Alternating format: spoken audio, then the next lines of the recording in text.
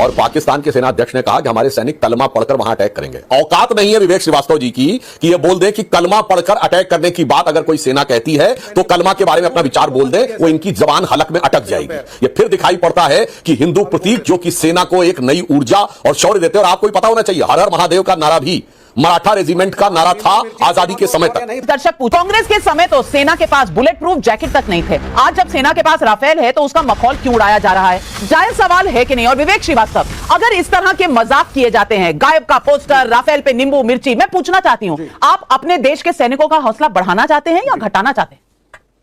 बात तो सही है।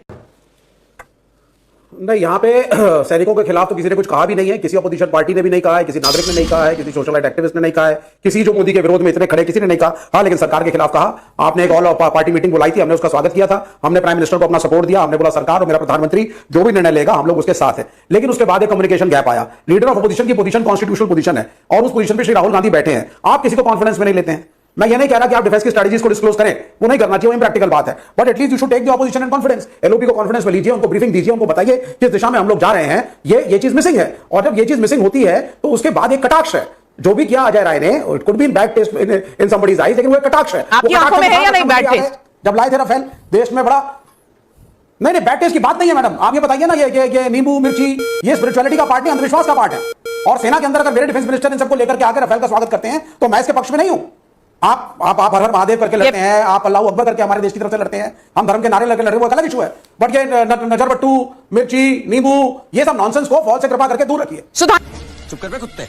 त्रिवेदी, ये सब नॉनसेंस है, ये सब नॉनसेंस है, लेकिन वक्त जो है वो सेंस है। लेकिन नींबू मिर्ची नॉनसेंस है, जवाब दे दीजिए। नहीं, अब इनको रिवर्स में जवाब देता हूं। विवेक श्रीवास्तव जी कह रहे हैं कि ये बातें नॉनसेंस हैं और पाकिस्तान के सेना अध्यक्ष ने कहा कि हमारे सैनिक कलमा पढ़कर वहां अटैक करेंगे। औकात नहीं है विवेक श्रीवास्तव जी की कि ये बोल दें कि कलमा पढ़कर अटैक करने की बात अगर कोई सेना कहती है तो कलमा के बारे में अपना विचार बोल दे, वो इनकी जबान हलक में अटक जाएगी। ये फिर दिखाई पड़ता है कि हिंदू प्रतीक जो कि सेना को एक नई ऊर्जा और शौर्य देते हैं। और आपको पता होना चाहिए, हर हर महादेव का नारा भी मराठा रेजिमेंट का नारा था आजादी के समय तक। बाद में आजादी के बाद अब उसका नारा छत्रपति शिवाजी महाराज की जय हो गया, अन्यथा मराठा रेजिमेंट का नारा 1946 तक कोई भी जाके देख ले हर हर महादेव था। खैर, वो आपकी औकात के बाहर है, इसलिए मैं आपको बताऊं। दूसरा पॉइंट, आपने कहा कि सेना के खिलाफ तो बोला नहीं। विवेक जी, आप तो पढ़े लिखे व्यक्ति हैं, भूल गए मेरे भाई।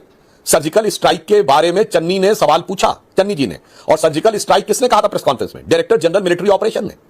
तो सेना के द्वारा किए गए अनाउंसमेंट के ऊपर सवाल उठाना सेना के खिलाफ बोलना नहीं है।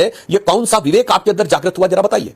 फिर पुलवामा का अनाउंसमेंट भारत सरकार के किसी मंत्री ने नहीं किया था, एयरफोर्स ने अनाउंसमेंट किया था। आप पुलवामा के ऊपर सवाल उठाना कि बिल्डिंग गिरी थी कि पेड़ गिरे थे, आदमी मरे थे कि कौवे मरे थे, यह सेना पर आक्षेप करना है या नहीं, यह जरा अपना जागृत विवेक से मुझे बता दीजिए। उसके बाद कहिए सेना के खिलाफ किसी ने नहीं बोला। और अरे बाप रे, ये तो धोती खोल रहा है। AK एंटोनी साहब का as defence minister on floor of the house यह बयान है कि चाइना की सीमा पर हमारी लंबे समय से स्थापित नीति रही है कि इंफ्रास्ट्रक्चर नहीं बनाना है। सुनिए, इंफ्रास्ट्रक्चर नहीं बनाना है सीमा के ऊपर। यह सेना को कमजोर करना है या सेना को ठीक करना है। 26/11 हमले के बाद उस समय के एयरफोर्स के चीफ वाली होमी मेजर ने यह कहा कि सेना एयर स्ट्राइक करने को तैयार थी, मनमोहन सिंह ने मौका नहीं दिया। यह बात खिलौना बनाना हुआ कि नहीं हमारे फाइटर प्लेन्स को? खिलौना छोड़िए, आप देखिए DRDO ने MIGL मिसाइल आज टेस्ट कर ली है। अभी ये ताजा तस्वीरें डिफेंस मिनिस्ट्री से आ रही है कि यह मिसाइल टेस्टिंग हुई है, मिसाइल टेस्टिंग हो रही है, ब्लैकआउट और कैमोफ्लेजिंग ऑफ इंस्टॉलेशंस हो रहा है। उधर होम मिनिस्ट्री ने सारे राज्यों को यह कहा है। उसके बाद हमारे यहां गंगा एक्सप्रेसवे पे एयरक्राफ्ट का, वॉरक्राफ्ट का लैंडिंग, टेक ऑफ सब कुछ हो रहा है। लेकिन इनको मजाक बनाना है, मजाक बनाते चले जाएंगे। ये भारत के साथ खड़े हैं या पाकिस्तान? सवाल पब्लिक पूछ रही है। और अजय वर्मा जी, इन सवालों को सुन लीजिए और जवाब जरूर दीजिएगा। राम कुमार शर्मा करनाल हरियाणा से पूछ रहे हैं, पाकिस्तान से ज्यादा कहीं भारत सरकार को अपने ही जयचंदों से तो खतरा नहीं? मंजुला अवस्थी नोएडा से पूछ रही हैं, मोदी जी के विरोध में अगर कांग्रेस का यही रवैया रहा तो आने वाले समय में कहीं कांग्रेस खिलौनों की तरह टूटकर गुम ना हो जाए। अर्चना श्रीवास्तव आंध्र प्रदेश से पूछ रही है, कांग्रेस पार्टी हर एक मुद्दे को इतने हल्के में लेती है, क्या ये ऐसी पार्टी है जिसके लिए युद्ध गुड्डे गुड़ियों का खेल बन गया है? और अजय वर्मा जी, एक भी आपके यूपी के चीफ हैं, एक भी एक्शन नहीं